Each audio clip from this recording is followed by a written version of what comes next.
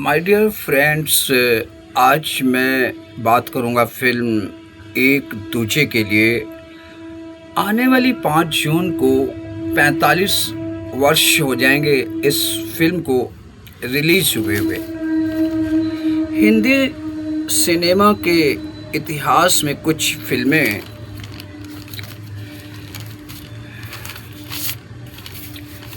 Hindi cinema के इतिहास में कुछ फिल्में सिर्फ सफल रहीं, कुछ क्लासिक बनी, लेकिन कुछ ऐसी भी थीं जिन्होंने पूरे फिल्म उद्योग की सोच बदल दी। 45 साल पहले 5 जून 1981 को रिलीज हुई एक दूजे के लिए ऐसी ही ऐतिहासिक फिल्म थी। इस दौर में जब हिंदी सिनेमा पूरी तरह से बड़े सितारों, जानी पहचानी कहानियों, हैप्पी एंडिंग पर निर्भर था, इस फिल्म ने व्यावसायिक सिनेमा के हर स्वीकृत फार्मूले को चुनौती दी। फिल्म में कोई स्थापित हिंदी स्टार नहीं था। इसकी कहानी भाषाई, सांस्कृतिक मतभेदों पर केंद्रित थी। अंततः बेहद दुखद था। शुरुआती दौर में वितरकों ने इसे व्यावसायिक रूप से आत्मघाती कदम मानकर खारिज कर दिया था। इसके बावजूद ये फिल्म न केवल उस साल की सबसे बड़ी ब्लॉकबस्टर बनी, बल्कि भारतीय सिनेमा के इतिहास में मील का पत्थर साबित हुई।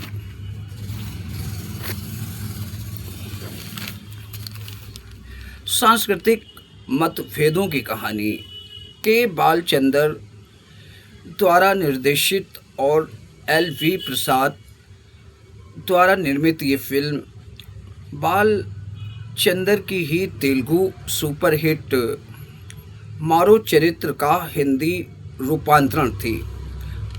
अंतिम नाम तय होने से पहले एक और इतिहास जैसे शीर्षक पर भी विचार हुआ था, जहां मूल फिल्म तमिल और तेलुगु के बीच की प्रेम कहानी थी। वहीं बालचंदर ने हिंदी दर्शकों के लिए इससे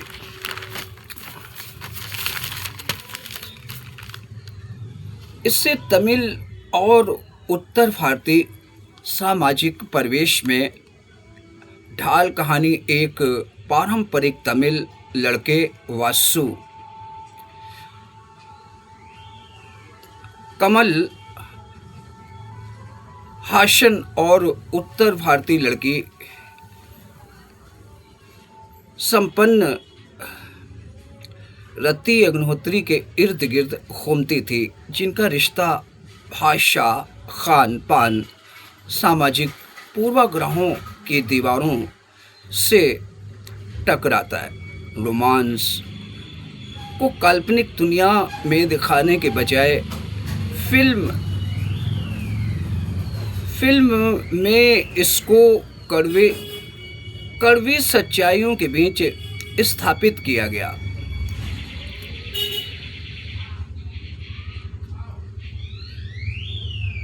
दोनों के परिवार इस रिश्ते के खिलाफ थे और उन्होंने इस विश्वास के साथ उन्हें अलग कर दिया कि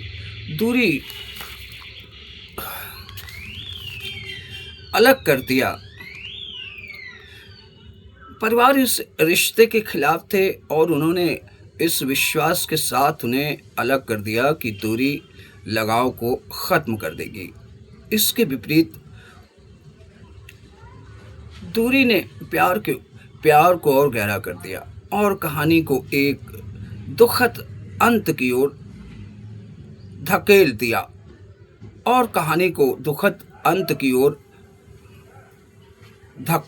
ढकेल दिया। शोमैन का ये सुझाव एक दूजे के लिए सिनेमा को लेकर निर्देशक बालचंदर के असाधारण समझ समझ का बेहतरीन उदाहरण थी, मगर जब निर्माता एल.वी. प्रसाद ने बॉम्बे परिक्षेत्र के वितरकों के लिए पहला प्रिंट प्रदर्शित किया तो प्रतिक्रिया निराशाजनक थी। कई लोगों ने इसे खरीदने से मना कर दिया।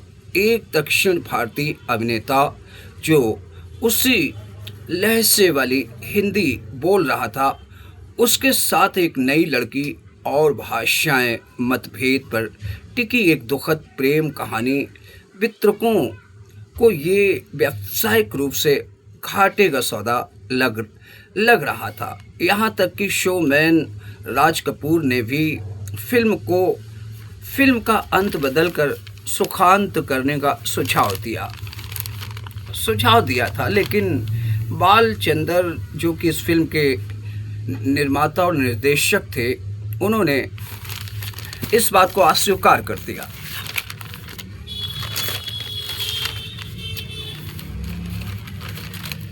और उनका मानना था कि क्लाइमैक्स बदलने से कहानी की भावनात्मक सच्चाई ख़त्म हो जाएगी, और हार मानने से इनकार करते हुए एल.वी. प्रसाद खुद फिल्म की रीलों को लेकर एक प्राइवेट स्क्रीनिंग से दूसरी स्क्रीनिंग पर जाते रहे।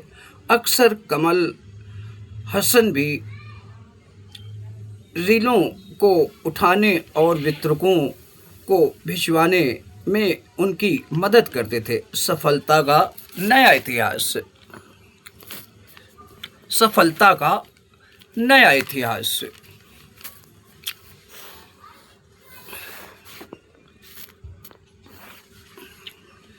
माय डियर, सफलता का नया इतिहास एल.वी. प्रसाद ने आलम आरा के समय से भारतीय सिनेमा को विकसित होते देखा था।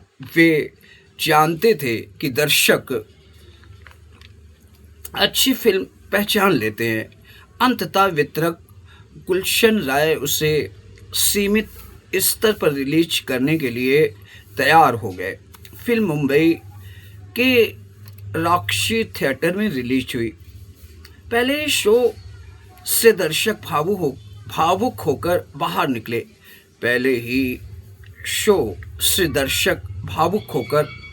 निकले। फिल्म जगत ने इसे लव स्टोरी और सिलसिला जैसी बड़ी फिल्मों को पछाड़ते हुए देखा।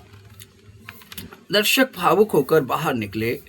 फिल्म जगत ने इस लव स्टोरी और सिलसिला जैसी बड़ी फिल्मों को पछाड़ते हुए देखा। एक दूजे के लिए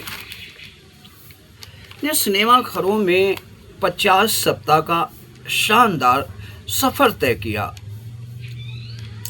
13 फिल्म फेयर नामांकन हासिल किए और एस.पी. बालासुब्रमण्यम ने फिल्म के लिए सर्वश्रेष्ठ पुरुष पार्श्व गायक का राष्ट्रीय पुरस्कार जीता। और सालों बाद चेन्नई के प्रसाद स्टूडियो में एक आधुनिक रिकॉर्डिंग कॉम्प्लेक्स की ओर इशारा करते हुए एल.वी. प्रसाद जी ने कमल हासन से कहा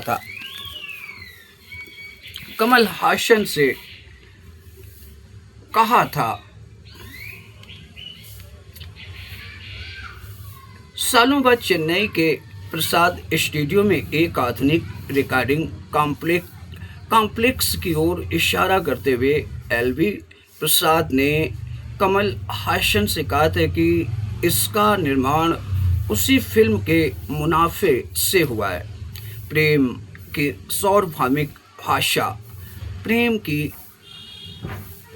सार्वभौमिक भाषा। फिल्म का गीत संगीत पक्ष भी एक रचनात्मक बदलाव था। संगीत निर्देशक लक्ष्मीकांत प्यारेलाल शुरुआत में एस.पी. बालासुब्रमण्यम के दक्षिण भारतीय लहजे के कारण हिचकिचा रहे थे, लेकिन बालचंदर अड़े रहे। यदि पात्र हिंदी सीख रहा है तो उसका लहजा भी कैसा भी होना चाहिए।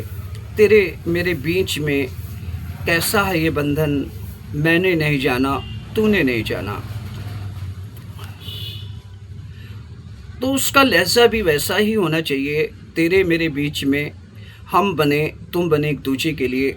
16 वर्ष की बाली उम्र को सलाम जैसे गीत देश भर में सनसनी बन गए। 45 साल बाद भी ये फिल्म याद दिलाती है कि क्षेत्र, भाषा पहचानने हमें वोट बांट सकते हैं, लेकिन प्यार हमेशा से मानव जात की सार्वभौमिक भाषा रही है। और जब सिनेमा फार्मूलों के बजाय इस शाश्वत सच्चाई पर भरोसा करता है तो ऐसी कालजयी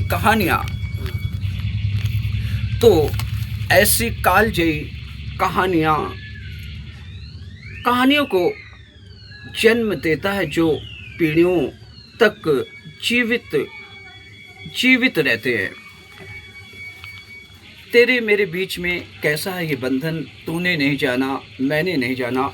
कलाकारों का शानदार पदार्पण। सिनेमा में पैन इंडिया शब्द के लोकप्रिय होने के बहुत पहले एक दूजे के लिए दक्षिण भारतीय प्रतिभाओं को उनकी पहचान खोए बिन हिंदी दर्शकों से मिलवाया। और दक्षिण के सुपरस्टार कमल हसन ने इसे हिंदी डेब्यू के साथ खुद को देशव्यापी स्टार के रूप में स्थापित